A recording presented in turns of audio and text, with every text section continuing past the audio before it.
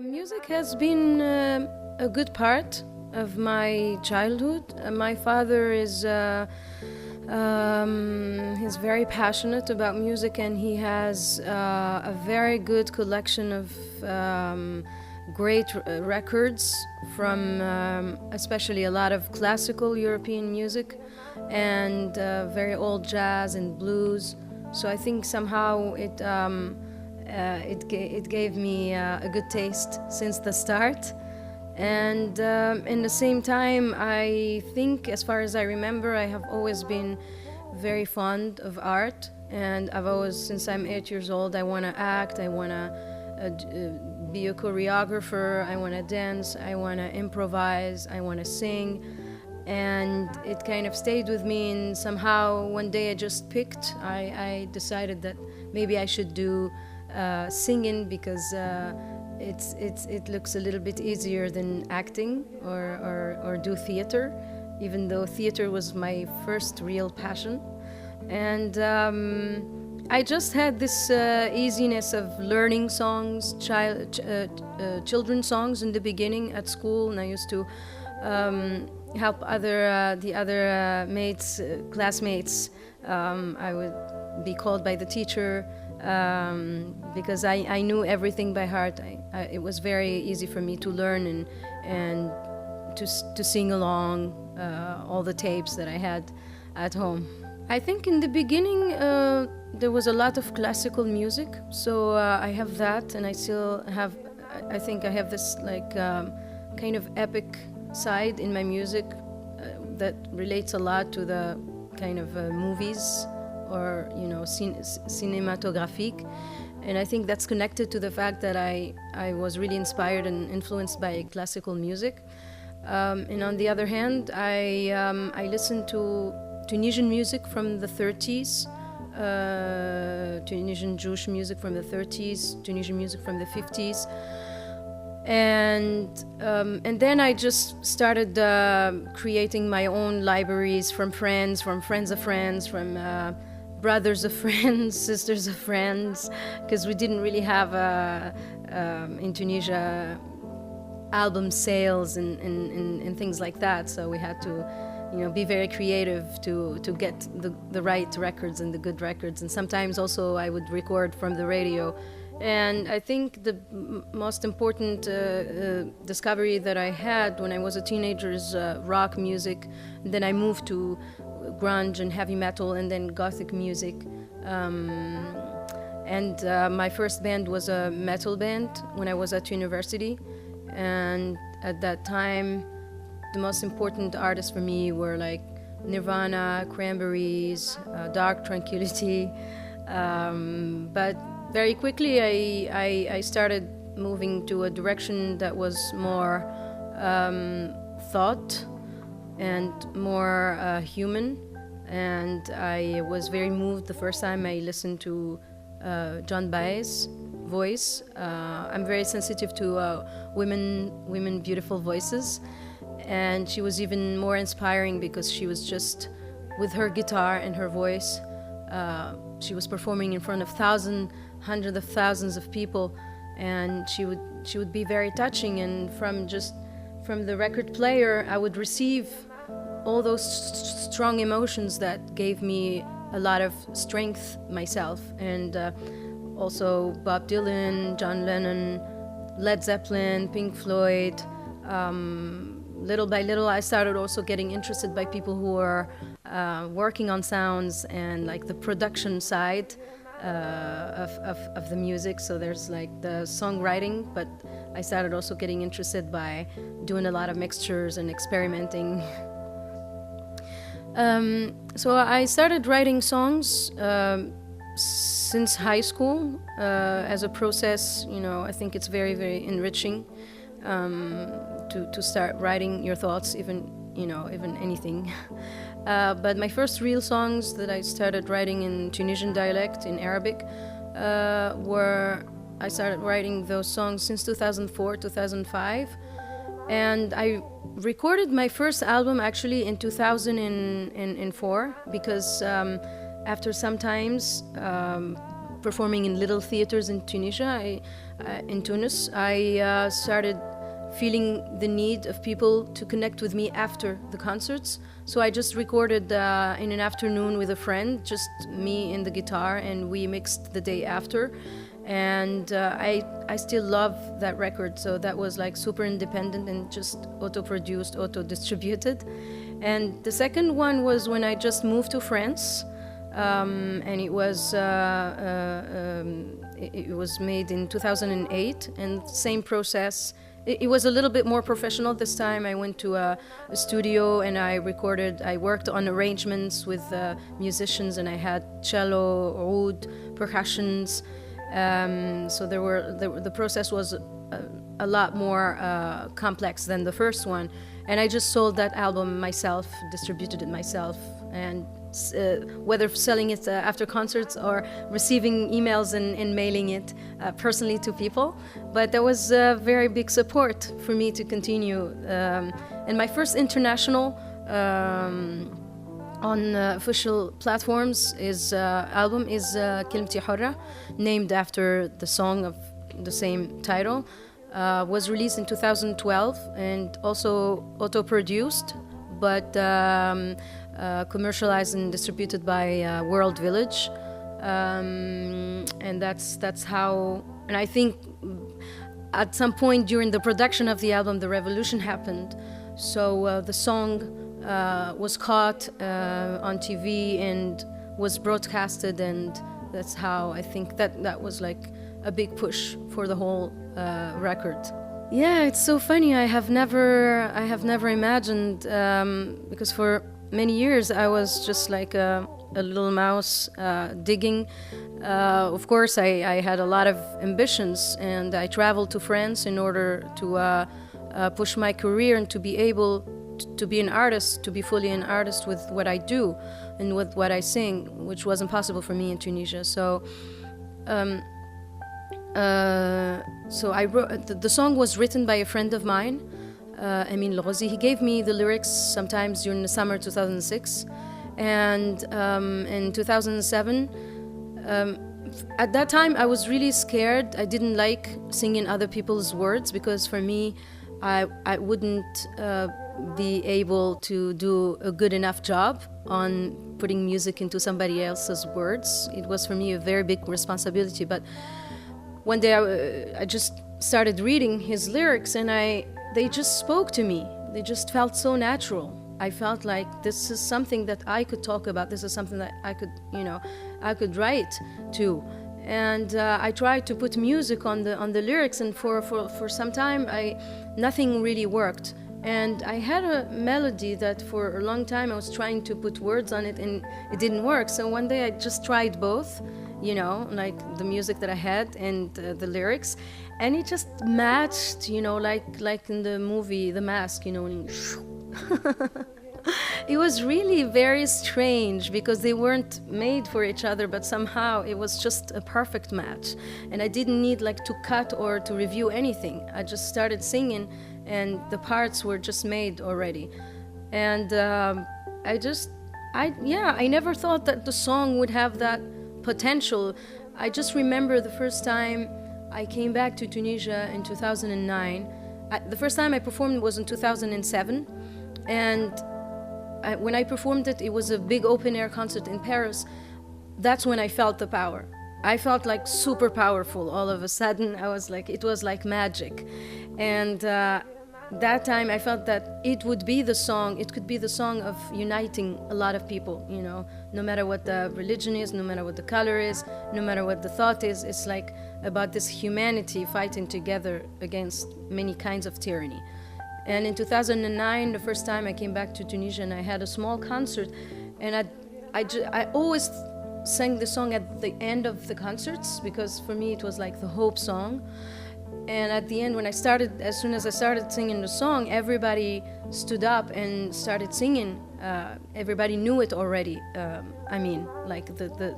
audience, the alternative, the underground audience that were following new Tunisian artists. It was a very beautiful 3 days, very memorable. I met wonderful people, wonderful artists. And I was very honored and very happy to have been invited. I know there was a lot of controversy about the Nobel Peace Prize itself, but I thought that what was even more important is to give a space for Tunisian youth, for Tunisian music, for something different. And to be, first of all, I performed at the ceremony.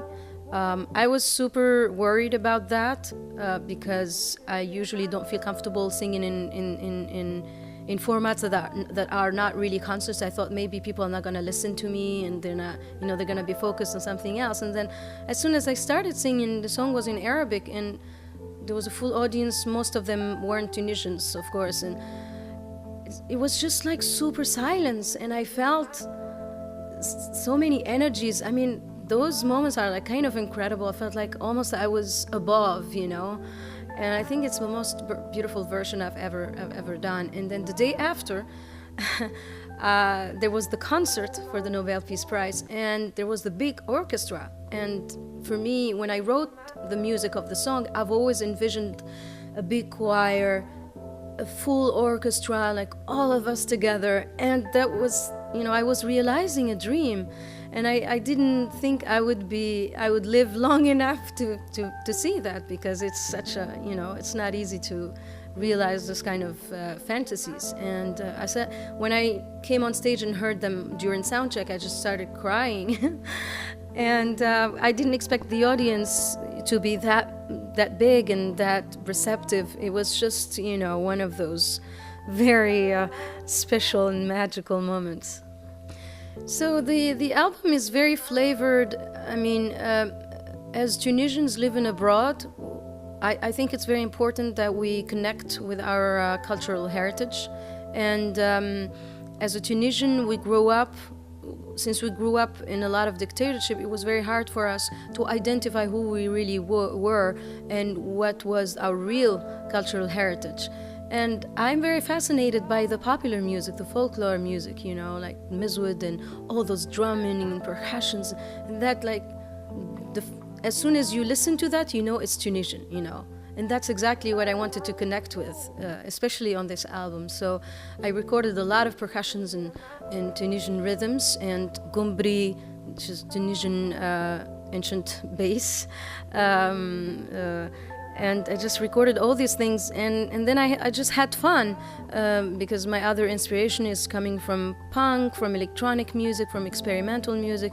I really like playing with messy sounds, with things that are really not clean, that sound kind of like mistakes, and do weird associations. So we worked like in total freedom, and I needed to do that with the Tunisian.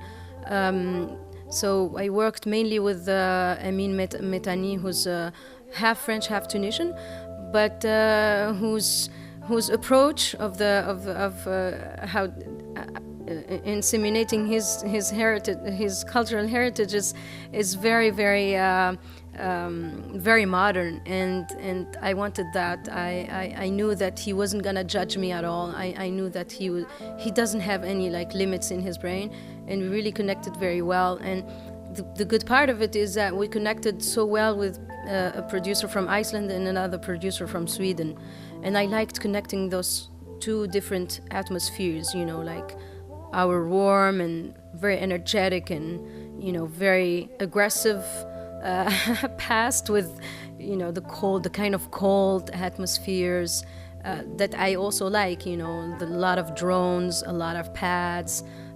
I have a lot of darkness in how in my music and my melodies. So I really liked connecting those two sides of me with these three different people. I'm very, very excited to be here tonight. I think as well as trying to make a place for myself in the Occidental world, I think it's very important for me to connect with my kind of community, because we have a connection with this part of the world. And I'm preparing a lot for my new album. I'm very excited to share, because I know people here have a very, very good way of opening and sharing with the artists, because for example in Europe or in North America, when they hear you singing in Arabic, you always belong to the other, the other part, the world music, the kind of a ghetto.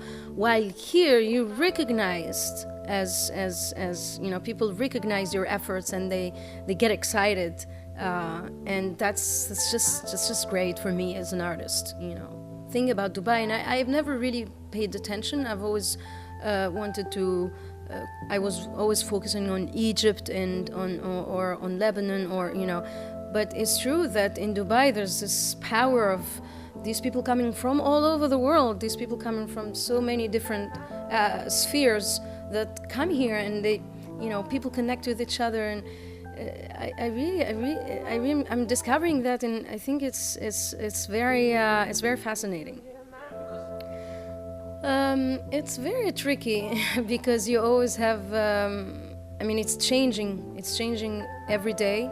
So you have to be inventive, and you also have to be sincere. That's the kind of difficult balance. You have to keep your genuinity. You have to keep true to what you do. In the same time, you have to attract the audience, because nobody wants to just do things in your corner of you wanna people to follow you, and you wanna share with a bigger audience every day. So I try to really focus on being natural. Like when I see something that's worth exploring and sharing with my audience, I do. And sometimes some things are more successful than others. And I think as an Arab Tunisian woman, I think it's very important to show the example that we are very able in creating our own universe. We are able of managing different parts of the business, the different professional sides of, because it is a business, and you have to be tough in some situations, and you have to like build your ambitions, but in the same time keep your faith, keep your trust in yourself, and keep your simplicity. I'm starting to. I play a little bit of piano, and since last year I started really focusing on learning piano, so I could also compose. Because till now I've always wrote songs with the guitar, but right now I think that my approach with the piano can be much more spontaneous, and I think spontaneity brings more originality, I think. I also like to play percussions. I think my two favorite instruments. I would love to learn gombri, but it's just so big, the Tunisian gombri. I think it's just, the sound is just amazing. But the guitar is like an infinite instrument. I need to learn so much more. Yeah, I would really love us to be collaborating much more and join our forces, because a lot of artists from the region are a little bit closer to the ground. They're like on the ground, so they have like a bigger reach, to like small venues and small clubs. And because I was based in Paris, and now I'm based in New York, I'm focusing on this like big beast to try to promote myself in that part of the world. And with this new album, I really want to reach. I want to do this exactly the same work and the same efforts to be as much present, not just like on internet, but I want to be present on the ground, and I want to share. And also, a lot of artists are doing very interesting things, are imagining they're opening like more and more doors for the Arab youth and the Arab, the new Arab music. And I think we have to, like, almost like every month come up with a new single, like this person with this person. And this kind of platforms of tonight is very interesting for that, because it makes us like see each other, hang out with each other, and then like, hey, but why don't we really work on something together? And I was talking with Mashrou' Layla earlier, and I think we're gonna try to make something happen. Yeah, I try to follow up, to be curious, and I've been hearing so much about Mashrou' Layla. I was like, okay, what is this big thing? And I think it's very important to keep like your ears, in everything that's happening, especially from the region, because we have the same struggle actually, and because we sing in Arabic, but in the same time our music is so diverse, and the way the international media treats us is not always fair. So we have a same goal, and it's like, you need some kind of family, you need some kind of musical family, and I would love to build that family now that we're like going to a new periods and dictatorships are changing. I think, and the music is following, so we have to like build a family. And I'm also a mom of a 2.5 beautiful little girl. So in the near future, I'm very, very excited to finally release my new album, because I have been working on it for almost 3 years. And I'm very excited to go back on the road, because I have never really stopped performing, but I haven't been really on tour. So, and on this tour, I want to explore different things than on the first tour. I want to really create the new path for artists like me who are doing a music that it's not necessarily, belonging to any specific style. So I want to play in interesting electronic clubs. I want a younger audience in Europe and North America, because usually only like a little bit older audience are cosmopolitan audience. But no, we want to reach the youth of the other side too, because I'm sure they need to hear what we have to say and need to hear what we're doing. So that's kind of my very big project right now. I would love to be involved more in music in films. I would really like to connect my music more with movies, with cinema, with theater as well.